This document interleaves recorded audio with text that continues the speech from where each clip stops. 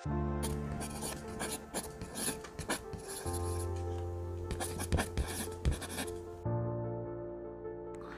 Welcome back to my channel. আজ আমরা যে টপিকটা নিয়ে আলোচনা করব সেটা হলো ব্লাড কালচার টেস্ট।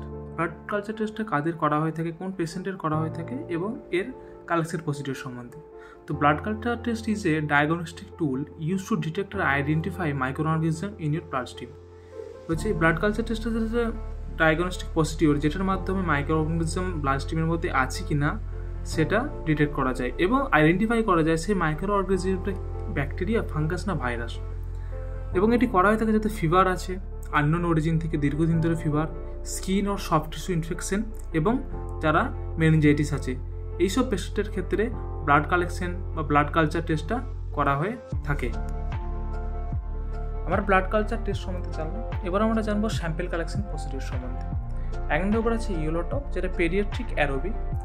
যাদের এজ 12 বছরের নিচে তাদের ব্লাড কালেকশন করে এই ইয়েলোটপ বোতলের মধ্যে রাখা হয় এবং কোয়ান্টিটি নিতে হয় ব্লাডের 0.5 থেকে 4 ml। The second procedure green top বা অ্যাডাল্ট অ্যারোবিক।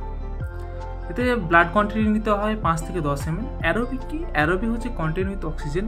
যেসব ব্যাকটেরিয়াগুলো অক্সিজেনের প্রেজেন্সে গ্রো হয় তার জন্য অ্যারোবিক ভাইলটা নেওয়া হয়ে থাকে। এটা অ্যাডাল্টদের ক্ষেত্রে ইউজ করা হয়ে থাকে। এবং 3 হচ্ছে ব্ল্যাক টপ, যেটা মাইক্রোব্যাকটেরিয়াম টিউবারকুলোসিস বা টিবির ক্ষেত্রে ব্যাকটেরিয়ার গ্রোথ জন্য নেওয়া হয়ে থাকে এবং এর কোয়ান্টিটি নিতে হয় 5 থেকে 10 ml blood. And the fourth is orange cap, যেটা অ্যাডাল্ট অ্যারোবিক এবং এতে ব্লাড কোয়ান্টিটি নিতে হয় 5 থেকে 10 ml। এবং অ্যানারোবিক মানে হচ্ছে যেই সব ব্যাকটেরিয়াগুলো বা ভাইরাস বা ফাঙ্গাসগুলো কার্বন ডাইঅক্সাইডের প্রেজেন্সে গ্রো করে তাদের জন্য অ্যানারোবিক ভাইলটা ইউজ করা হয়ে থাকে।